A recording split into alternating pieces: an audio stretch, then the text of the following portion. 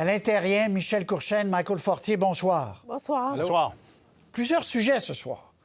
Plusieurs sujets. Mais je veux vous parler d'abord de notre dernier sujet de la semaine dernière, le PEC. Le ministre qui a ouvert encore un peu plus son jeu à l'Assemblée nationale aujourd'hui en disant les employés, les 6300 employés de la santé qui sont sous ce régime et qui sont un peu orphelins de l'abandon du PEC seront acceptés. Premier tour de table à l'intérieur. Il y a encore des détails à régler parce que des avocats spécialistes là-dedans nous disent oui, mais c'est pas aussi simple. On attend des précisions de M. Roberge, mais néanmoins, est-ce que la pression ne devient pas tellement forte? Il faut que le gouvernement ouvre son jeu, là. Moi, je pense que oui. De toute façon, on sait que les paramètres là, qui vont faire en sorte qu'une personne va avoir un genre de fast-track, comme c'était le cas avec le PEC, là, et l'autre ne l'aura pas, c'est sûr que c'est difficile. Mais dans le cas des gens qui sont impliqués là, au niveau de la santé, les 6300 personnes, vous savez, on veut une immigration qui est réussie. On veut une immigration qui parle français, une immigration qui s'intègre, puis qui participe à l'effort collectif. Moi, là, je regarde ça, là, puis je pense que c'est d'une évidence que ces gens-là cochent toutes les cases et que, justement, il faut que le gouvernement, suite à tout ce qui s'est passé avec la PEC, puis les promesses, puis tout ça qu'on a entendu, moi, je pense que c'est un minimum que ces gens-là devraient faire partie là, de la collectivité rapidement et utiliser une forme de fast-track, comme c'était entendu avec la PEC. Oui, Michel Courchaine, j'écoute Alain et on se demande même... Ça nous paraît tellement évident que le gouvernement devrait dire oui, on va trouver des manières. Il y a des détails, on s'étonne que ça fasse, 3 semaines qu'on parle de ça, là, Michel? Oui, mais vous savez, le diable est dans les détails, justement. Et c'est ce qu'on n'a pas eu aujourd'hui. Parce qu'ils vont quand même devoir avoir un certain nombre de points pour être acceptés. Et je veux juste dire que l'âge, par exemple, en haut de 40 ans, devient un facteur qui va leur enlever des points. Et là, aujourd'hui, le ministre fait cette ouverture pour tous les employés de la santé, ce qui est très bien. On connaît les besoins dans notre réseau de la santé qui sont criants, c'est vrai. Mais on est aussi allé chercher des profs d'université. On est aussi allé chercher des professeurs dans notre réseau scolaire. On est allé chercher des gens très spécialisés dans le secteur manufacturier, ailleurs que Montréal et Laval dans les régions. Alors, qu'est-ce qui va arriver avec ces gens-là? Le ministre nous parle de 350 000 personnes. Je pense que c'est pas tout à fait le bon chiffre pour les gens qui étaient dans ce qu'on appelle le PEC. Le chiffre était beaucoup moindre. Oui. Alors, il y a encore plein de questions, plein de choses qui ne sont pas clarifiées. C'est un pas dans la bonne direction pour le secteur de la santé, mais économiquement, je ne pense pas que ça va régler, par exemple, des entreprises en Beauce ou ailleurs, dans d'autres régions, qui ont aussi... Oui. Des ingénieurs spécialisés, des professeurs, Alors, juste à Sherbrooke, on me dit qu'actuellement, il y a 50 professeurs à l'Université de Sherbrooke qui sont menacés de quitter. Oui. Michael, c'est un caillou dans le soulier du gouvernement depuis des semaines et des semaines. Êtes-vous étonné qu'on n'arrive pas avec une plus grande clarté, avec une réponse pour rassurer les gens? Oui et non. Non, parce que c'est un gouvernement dogmatique à certains égards. Moi, j'ai déjà fait partie d'un gouvernement dogmatique.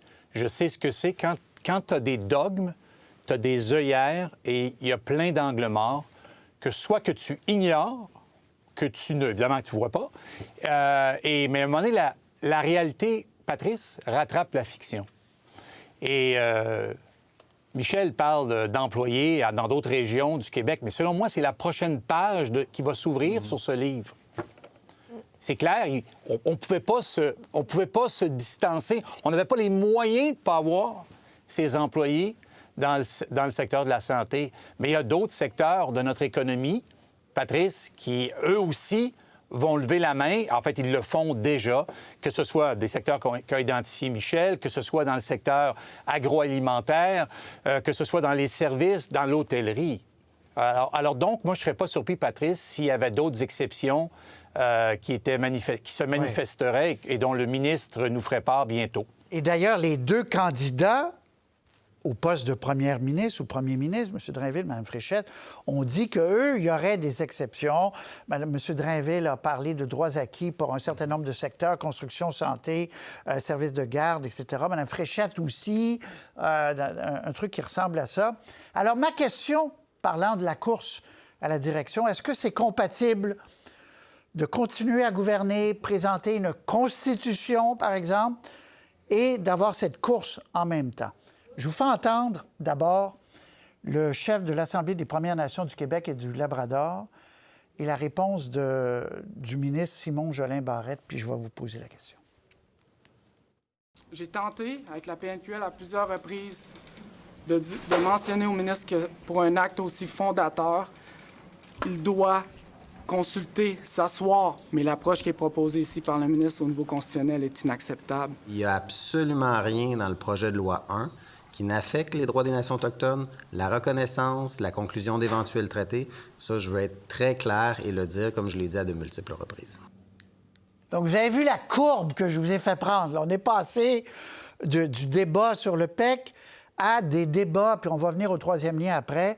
Est-ce que le gouvernement a la sérénité de faire adopter la loi en principe la plus importante? Michel Courchain. Moi, je pense pas. Une constitution, normalement, ça doit rassembler. Et là, on parle des Autochtones, mais on pourrait parler de d'autres groupes de notre société qui ne sont pas tout à fait d'accord puis qui se plaignent de ne pas avoir été suffisamment consultés. Donc, au lieu de rassembler, cette Constitution semble diviser. Et là, ce qu'on reproche, c'est que ça devient la Constitution d'un gouvernement, d'un parti politique, alors qu'une Constitution devrait davantage faire un consensus élargi, puis on parle même d'unanimité. Alors, tout le processus qui a mené à cette Constitution déposée s'est fait plutôt en catimini en amont. On se retrouve avec un projet de loi, oui, débattu en commission parlementaire, mais ceux qui en ont fait des commissions parlementaires savent que pour chaque groupe qui va devant les députés, c'est très limité. Alors là, on veut vite l'approuver parce qu'il y a un premier ministre qui quitte, parce qu'il va y avoir un nouveau premier ministre à la veille aussi d'une campagne électorale.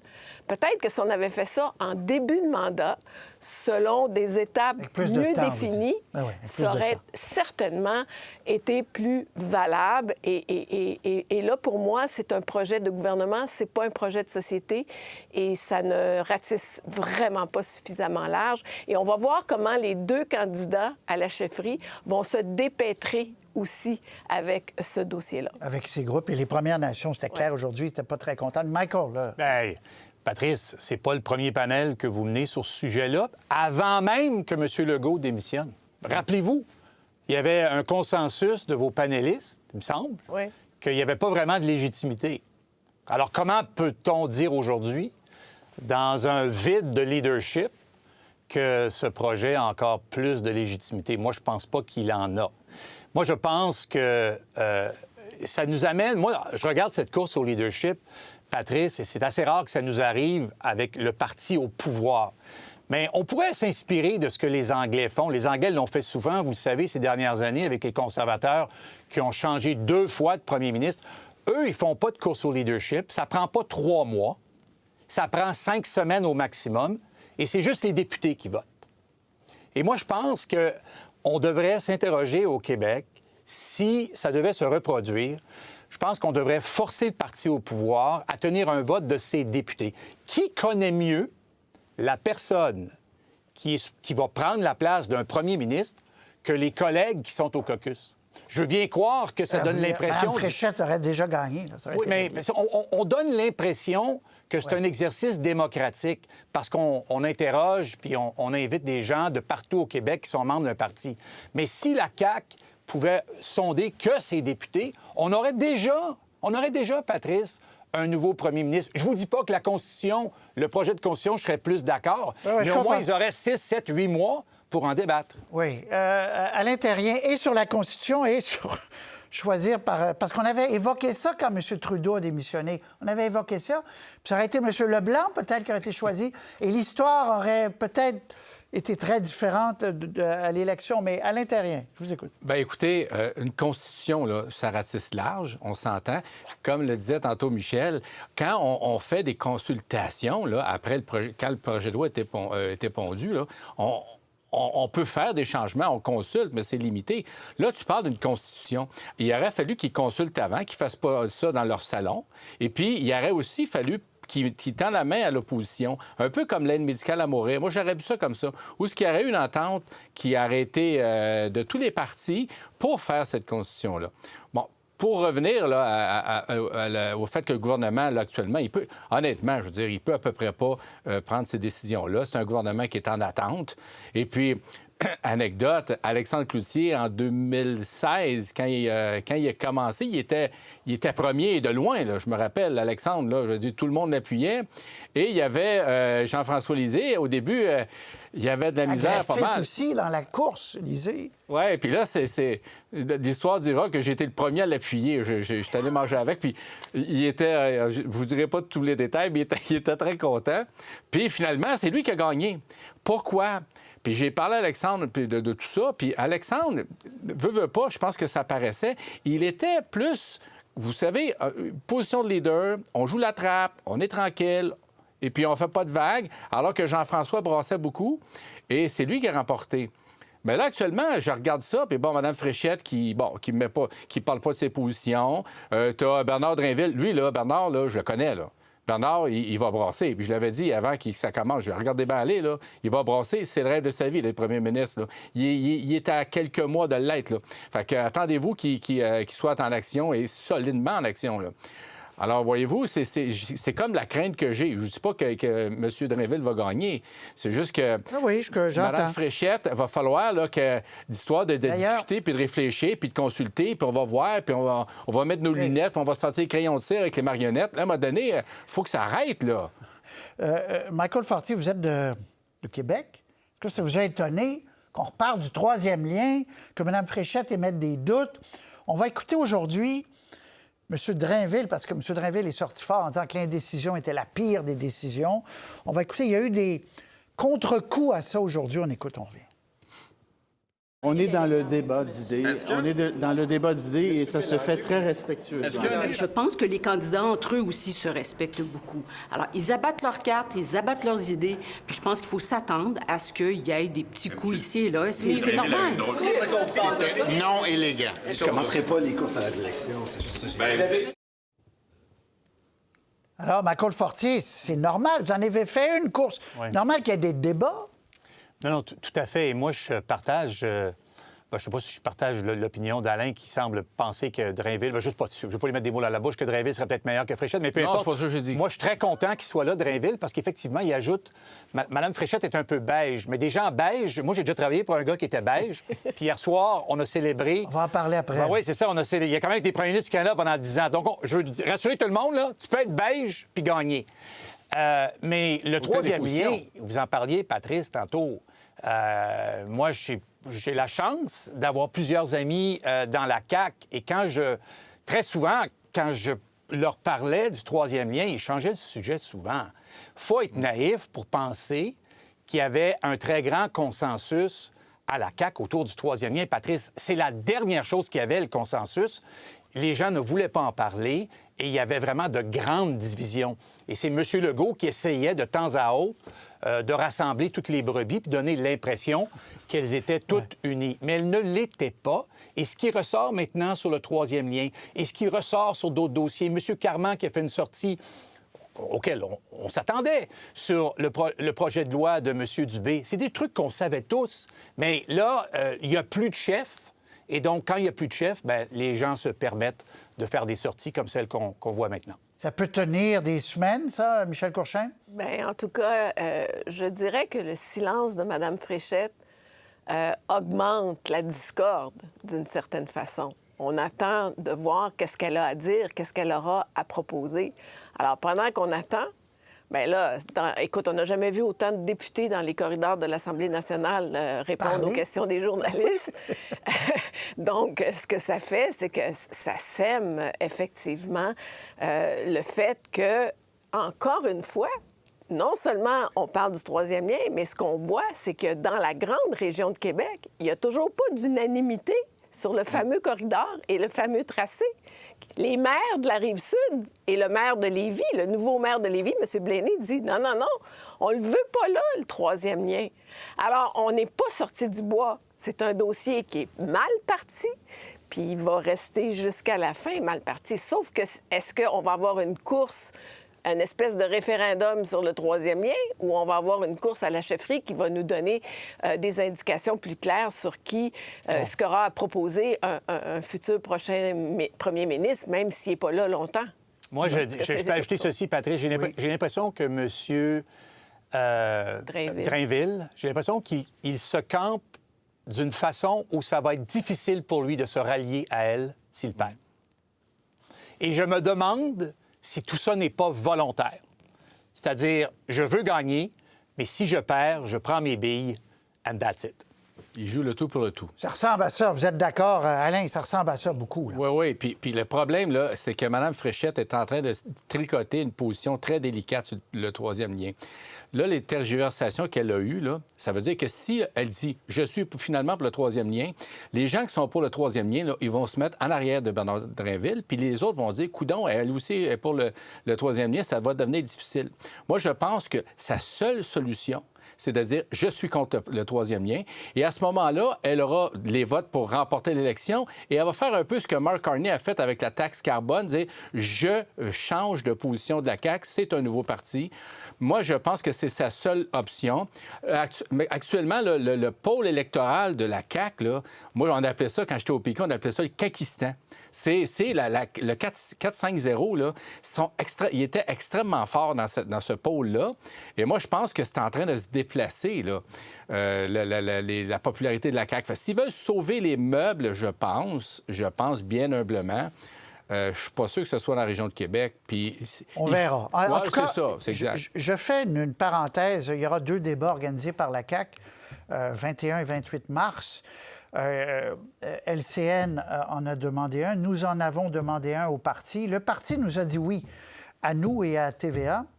Alors, allez-y, demandez aux candidats. Madame Fréchette, je pense, se fait tirer l'oreille. En tout cas, elle n'a pas dit oui. M. Drainville, je pense que pour des raisons évidentes, a dit oui ou dirait oui. Mme Fréchette ne veut pas d'autres débats que les 2 organisés. Donc, à voir. Nous, on ouvrait nos bras. LCN ouvrait leurs bras. Alors, on verra où tout ça va tomber. Mais je rappelle que la personne va être quand même première ministre ou premier ministre pendant quelques mois. Donc, c'est intéressant de les entendre sur plusieurs sujets. Vous avez dit... Il ne nous écoute pas, Michael, j'espère, parce qu'il ne sera pas très content d'entendre. Vous avez dit qu'il était beige, Harper. Il le sait, je lui ai déjà dit. Ah! Alors, M. Harper, hier, était l'invité d'honneur d'un gala, fêté ses 20 ans au pouvoir, et on le voit. On va écouter un extrait où il conseille à M. Carney, ripostez, M. Carney. Ne vous laissez pas faire par Trump. Ripostez. On ne riposte plus, là. Je veux vous entendre là-dessus, mais d'abord, M. Harper. Mes amis, le moment historique auquel nous sommes confrontés, il peut nous conduire à blâmer Donald Trump pour tous nos maux et à trouver des excuses aux échecs de la dernière décennie. Ou il peut nous conduire à faire enfin, véritablement, ce qui s'impose pour réaliser tout le potentiel de notre pays. One-way tariffs introduced by the U.S. must be reciprocated. Now, will that, friends, be costly in the short run? Yes. But what we can never concede are permanent one-way economic flows from Canada to the United States. Michael Fortier, vous y étiez dans la salle. Vous êtes d'accord que le Canada reprenne les armes et impose des tarifs réciproques? Bien, c'est-à-dire, j'y étais, hein, puis c'est intéressant il y avait un peu de nostalgie dans son discours où il a repassé tous les bons coups qu'il a faits. Puis à la fin, c'est là où il s'est penché sur Trump, l'administration américaine et les défis du Canada. Il a soulevé 3 éléments, 2 qui n'étaient pas nouveaux, c'est-à-dire celui qu'il faut ouvrir de nouveaux marchés. Et il a dit, moi, je pense que nos rapports avec les Américains sont changés pour toujours. Moi, je ne suis pas du tout d'accord avec ça, mais c'est ce qu'il a dit. Et ensuite, il a parlé de tarifs réciproques pour éviter que nos emplois industriels soient aspirés par les États-Unis. Alors, dans la salle, il y a eu beaucoup d'applaudissements, mais c'était pas clair pour moi, et je lui ai parlé avant, mais je lui ai pas parlé après, mais c'était pas clair pour moi si ça voulait dire, à Carney, tu devrais en imposer dès maintenant, ou dès qu'il y en aura une série d'autres, tu devrais répondre tarif pour tarif. Moi, j'ai plutôt pensé que c'était la deuxième version, Patrice, mais dans la salle... Comme je vous dis, je pense d'ailleurs que les gens se sont levés debout lorsqu'il a fait cette affirmation. Donc, il y avait énormément d'appui pour qu'on se tienne debout et qu'on mette des tarifs, nous aussi, si les Américains décident d'en ajouter d'autres. En ajouter d'autres. Michel Cochin, parce que le Canada les a enlevés. On s'en souvient, M. Carney, par bonne foi, en négociant, les a enlevés. Les produits de l'ACIUM sont protégés, mais il y en a d'autres qui ne le sont pas, l'acier, etc. Qu'avez-vous pensé de cette proposition? Bien, moi, je pense que si je fais du pouce sur ce que Michael vient de dire, si je suis M. Carney, j'attends de voir qu'est-ce qui va se passer avec l'ACIUM. Moi, je pense que M. Carney, c'est ce qu'il veut essayer de protéger. Par contre, à Davos, il nous a dit, le même premier ministre, qu'on ne devait pas se présenter comme des dominés ou des gens qui étaient soumis, puis on devait être beaucoup plus ferme. Alors, si cette fameuse renégociation de l'ACIUM ne fonctionne pas, n'a pas lieu, ou on n'a pas de gain, on a des pertes, à ce moment-là, je pense que la pression va être très forte sur M. Carney pour qu'il réimpose des tarifs et durcir la position. Pour l'instant, et c'est peut-être ça que M. Harper voulait dire, parce qu'en même temps, il nous dit que les États-Unis vont rester un partenaire commercial extrêmement important. Alors, ça reste un jeu d'équilibre constamment pour quiconque est premier ministre du Canada pour essayer de faire le maximum de gains et contrôler effectivement ces fameux tarifs. Mais moi, je pense que le temps de la renégociation de la CIUM va être déterminant sur la suite des choses. Alain. Écoutez, les tarifs que Trump a imposés au Canada, 94 des tarifs sont payés par les Américains. Quand tu imposes des tarifs à l'étranger, dans bien des cas, surtout quand c'est mal fait, comme Trump les a fait, là, on pourra en parler longtemps, là, c'est les Américains qui écopent. 94 c'est eux qui paient les tarifs. Alors, si nous, on se met à mettre des tarifs, on va taxer les Canadiens, les Québécois. Moi, je suis pas sûr que c'est la solution, honnêtement. Moi, je suis certain que le problème, c'est Donald Trump et pas les Américains. Moi, je suis certain de ça. Puis, vous avez le droit de pas être d'accord avec moi, là. Puis, je suis convaincu que le problème, c'est Trump. Puis, quand il va partir, bien, à ce moment-là, ça va revenir plus à la normale. Moi, j'en suis convaincu. En attendant, qu'est-ce qu'on fait? On ne peut pas rester les mains liées. Ce qu'on va faire en attendant, on investit dans notre économie. On n'investit pas dans les matières premières nécessairement comme on fait actuellement. Plus dans la recherche et développement, dans l'intelligence artificielle, dans l'éducation. On va faire en sorte que notre économie soit plus performante. On va faire une diversification des partenaires. Vendre à d'autres. Oui, vendre l'énergie, c'est ça, le pétrole diversification des partenaires. Et pour l'Ontario, diversification de son économie. Il voit bien là, que l'automobile, c'est problématique en Ontario, là, mais il serait temps qu'ils fassent une diversification de leur économie davantage. Mais ça, c'est facile à dire, Alain. C'est comme si on disait au Québec, vous avez l'hydroélectricité, on va vous enlever ça, diversifier où? Ça marche pas comme ça, là, Alain. Le Québec est une économie diversifiée. Mais non, mais Alain, on ne peut pas dire à l'Ontario... On peut pas dire à l'Ontario... Encore un mot. On ne peut pas dire à l'Ontario... Vous avez une industrie qui est super performante, diversifiez-vous. L'Ontario a une plateforme. Ils sont en train de perdre des jobs. Non, mais effectivement, mais eux, ce qu'ils espèrent, Alain, puis je pense que c'est ce que vous espérez aussi, c'est qu'il y a une entente avec les États-Unis qui va redonner à l'Ontario les emplois qu'ils ont perdus dans le domaine de l'automobile. Ce que Harper a dit hier soir, qui était, selon moi, c'est pour ça que je pense pas que c'est ce qu'il voulait dire, d'annoncer des contre-tarifs aujourd'hui, alors qu'on est probablement en train de négocier. Ça, là-dessus, vous êtes les trois d'accord. C'est pas une bonne idée. Mais non, mais ça serait pas une bonne idée. Voyons donc. Ce serait un autre coup qui viendrait... Alain, Michel, Michael, adieu. À la prochaine. On a eu plus de temps ce soir. Bye. Plus de temps. Au revoir. Bonsoir.